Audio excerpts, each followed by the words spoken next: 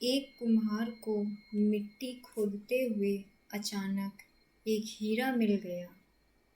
उसने उसे अपने गधे के गले में बांध दिया।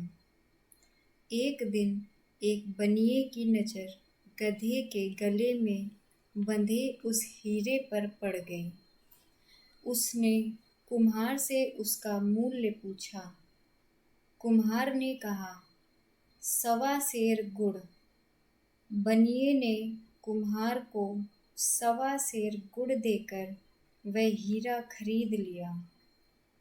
बनिए ने भी उस हीरे को एक चमकीला पत्थर समझा, लेकिन अपनी तराजू की शोभा बढ़ाने के लिए उसकी डंडी से बांध दिया।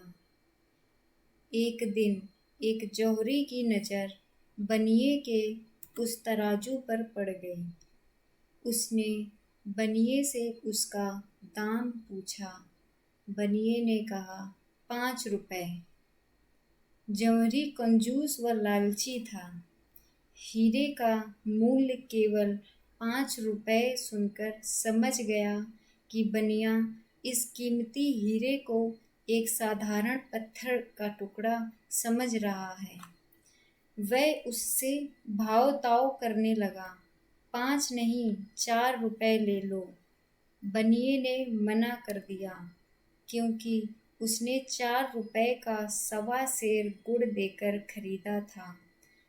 जौहरी ने सोचा कि इतनी जल्दी भी क्या है, कल आकर फिर कहूँगा। यदि नहीं मानेगा तो 5 रुपए देकर खरीद लूँगा। संयोग से 2 घंटे बाद एक दूसरा जौहरी कुछ जरूरी सामान खरीदने उसी बनिए की दुकान पर आया। तराजू पर बंधे हीरे को देखकर वह चौंक गया। उसने सामान खरीदने के बजाय उस चमकीले पत्थर का दाम पूछ लिया। बनिए के मुख से 5 रुपए सुनते ही उसने झट जेब से निकालकर उसे 5 रुपए थमाए और हीरा लेकर खुशी खुशी चल पड़ा।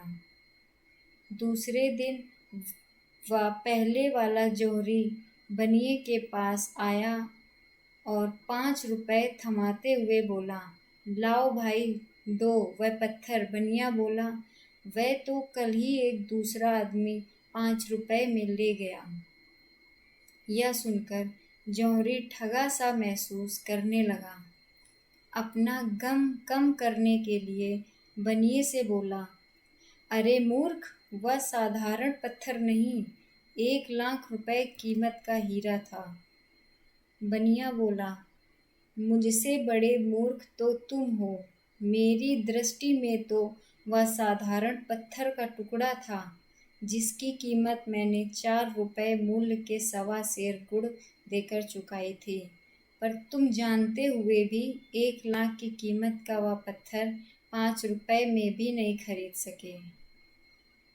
दोस्तों, इस कहानी से हमें यह शिक्षा मिलती है कि हमारे साथ भी अक्सर ऐसा होता है।